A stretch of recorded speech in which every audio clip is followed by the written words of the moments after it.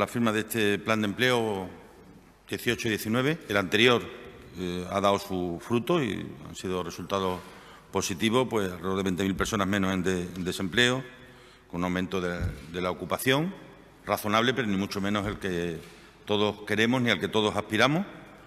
porque mientras haya las cifras que tenemos todavía en los entornos de 100.000 parados, pues nada nos debe conducir a otra cosa que no sea a luchar por cambiar esa realidad, y en eso coincidimos, ¿no? Agradecer el esfuerzo común. Esto no es una labor de la Administración, ni siquiera solo de los agentes sociales. Hay que pensar también en todos y cada uno de las empresas y de los trabajadores que están en el territorio. Es el empleo la prioridad de los ciudadanos y, por lo tanto, es el empleo la prioridad del Gobierno. Este nuevo plan tiene una valoración económica de 583 millones de euros,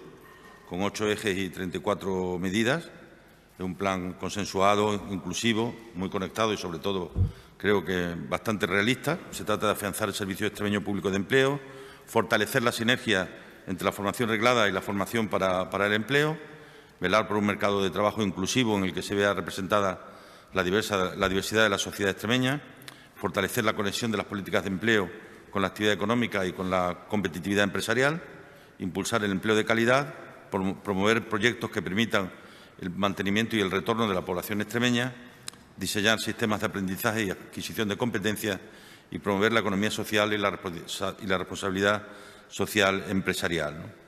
De manera transversal, este plan, ya digo, presta especial atención a la inclusión de medidas que refuercen la plena incorporación en igualdad de condiciones de las mujeres en el ámbito laboral.